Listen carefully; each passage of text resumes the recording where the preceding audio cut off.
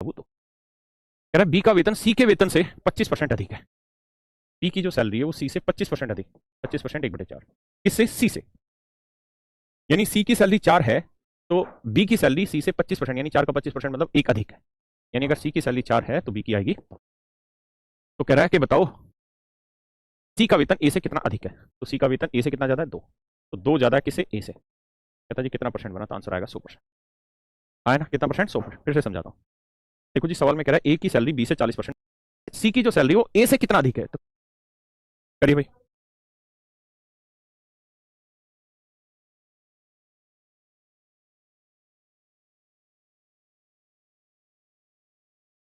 तो 22 कैरेट सोने में शुद्ध सोने का प्रतिशत कितना है?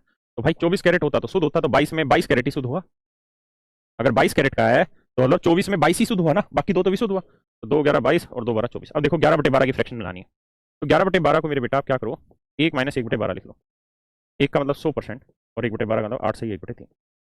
तरीका बताया, 8 की जगह 9 घटाओ, 100 में से 9 गया 91 और 3 में से 1 गया 2, 2/3%।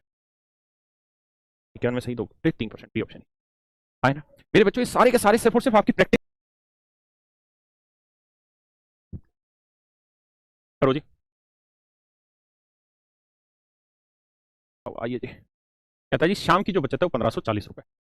मेरे बेटा शाम की जो भी इनकम रही होगी, मान लो शाम की इनकम ₹S, तो शाम उसमें से 22% बचा लेता है। तो शाम उसका कितना परसेंट बचाता है मेरे बेटा? 22% बचाता है। मेरी बात समझ रहे हो कि नहीं? 22% की फ्रैक्शन क्या बनी मेरे बेटा? भाई 2% की बनी 1/50, तो 22 की बनी 11, 11 गुना तो 11/50। इसका मतलब शाम की इनकम, भाई 22% बचत कर रहा है ना, कर रहा है 11/50। यानी अगर शाम की इनकम मेरे बच्चों अगर 50 है तो उसकी बचत हुई 11 यूनिट, जबकि कह रहा है जी बचत है 1540 रुपए। तो 11 यूनिट 1540 तो 1 यूनिट 11 140, तो 50 यूनिट 50 गुना 140, तो ये आया जी 14×5 = 70, 7,000। यानी एक्चुअल में शाम की जो इनकम थी वो मेरे बच्चे थी 7,000। अब आप एक बात समझो यार, जितनी शाम की इनकम थी उतनी ही कहता राम की इनकम है, तो राम की इनकम भी कितनी होगी? 7,000। और कहता है जी राम अपनी इनकम का 14% बचत करता है। तो 14% की फ्रैक्शन 1%, 2% कितना हुआ? 1/50, 14% 7/50। तो यानी 50 अगर उसकी इनकम है मेरे भाई, तो उसकी बचत कितनी हुई? 7। तो 50 यूनिट 7,000, तो 1 यूनिट की वैल्यू आ गई, भाग देंगे तो 140। तो 7 यूनिट की वैल्यू कितनी? 7 गुना 140, 14 7 98 9। एक तो तरीका है बावलों वाला, मूर्खों वाला, ये ठीक है जी। इसको कुछ नहीं पता वो ऐसे कर सकता है।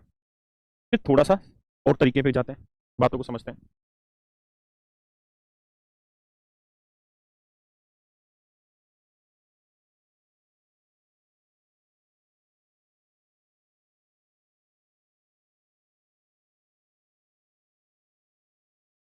दूसरा तरीका मेरे बच्चों ये था कि जब सवाल ने कहा ये कि भाई दोनों की इनकम बराबर है ना, भाषा के तौर पे समझे, मुझे मेरा भी वो उद्देश्य भी नहीं कि मैं भाषा के तौर पे सवाल समझाना चाहूँगा।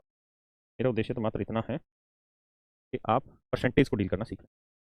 तो दोस्त एक बात हो, दोनों की सैलरी इक्वल है, जितनी राम की सैलरी है उतनी ही शाम की सैलरी। दोनों परसेंटेज में, तो मान लो दोनों की इनकम 100 यूनिट है। अगर 100 यूनिट दोनों की इनकम है तो शाम बचत करेगा 22 यूनिट की और राम बचत करेगा 14 यूनिट। है ना भाई? दोनों की सैलरी अगर मैं परसेंटेज की बात है 100 ही ले लूँ, 100 यूनिट ले लूँ, तो राम बचत करेगा 14 यूनिट की, तो शाम बचत करेगा मेरे भाई 22 यूनिट। है ना? इसका रेशियो ले लें तो 2 7 14, 2 11 22। यानी मेरे प्यारे बच्चों अगर दोनों की इनकम सेम है, दोनों की इनकम सेम है, तो राम 7 यूनिट बचाएगा तो श्याम बचाएगा 11 यूनिट। 11 यूनिट नहीं बचा रहा, वो बचा रहा 1540। तो 1 यूनिट की वैल्यू आ गई मेरे भाई 11 × 11 140। तो 7 यूनिट की वैल्यू 7 गुना 100, 280। क्या मेरी बात समझ पाए? बच्चों पल्ले नहीं पड़ रहा सर सत्यम भाई, कोई घबराने वाली बात नहीं, बार बार चीजों को पढ़िए, आ जाएगा समझ। दूसरी बात ये कि कल भी मेरी क्लास है, सुबह भी मेरी क्लास रहेगी, छुट्टी नहीं होगी।